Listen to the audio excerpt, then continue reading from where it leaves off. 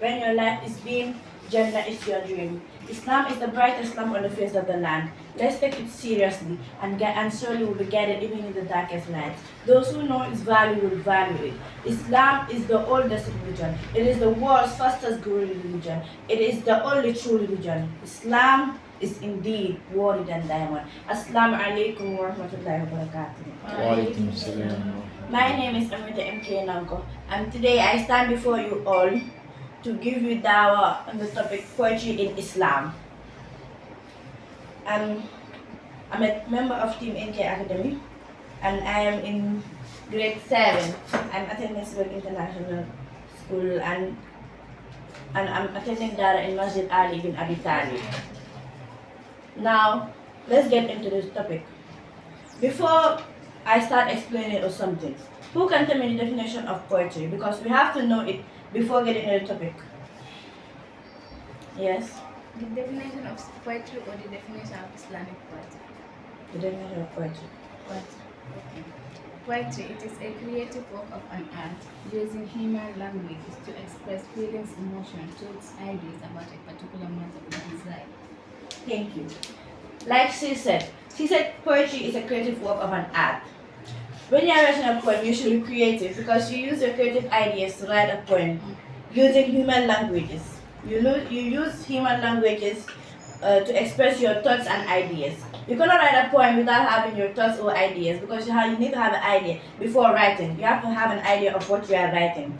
Feelings or emotions. Some people write poems based on their emotions or their feelings, like me, sometimes, about a particular matter or desire.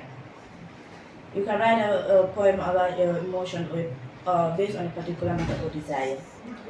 Who knows what is spoken word poetry? Spoken word poetry is a word-based performance art where speakers engage in powerful self-expression by sharing their views on particular topics for a live audience focusing on sound and presentation. Spoken word poetry is a word-based performance art where speakers engage in powerful self. Like, for example, I have a poem and I don't recite it in front of you people, right?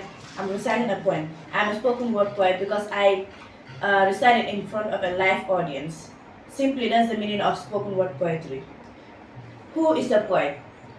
A poet is a person who writes poem. Some of you might think that a poet is a person who writes poem or present in front of you. As far as you write a poem, you are a poet.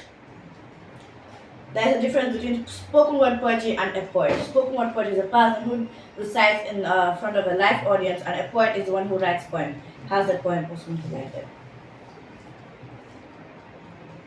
There are three ways to gain ideas or inspiration to write your own poem. Self to text. What oneself faced, experienced or does and write it down. Like I experienced something tragic and I want to express myself by writing it on a poem. So I write it in a poem. It's simply like self to text. I want you all to pay attention because I'm going to ask you questions as they're going to ask me questions. Next we have text to text. What oneself read in books, newspaper, and write it down. For example, you are reading a very interesting book and you have some ideas from it and you can write in a poem. That is simply what they mean by text to text. Word to text. What oneself learned, seen, or heard in a wall around and write it down.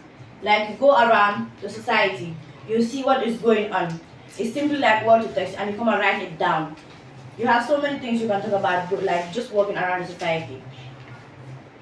Who knows the name of the surah that Allah the Almighty talked about the poets? Yes. Surah Shua'ara. It simply means the poets. In verse 224, he says, and the poets, only the deviators follow them.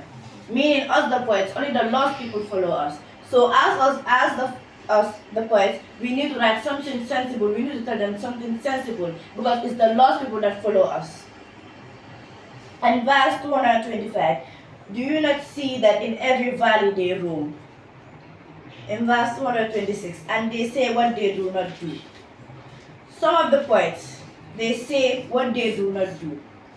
For example, I tell you pray, salah is good.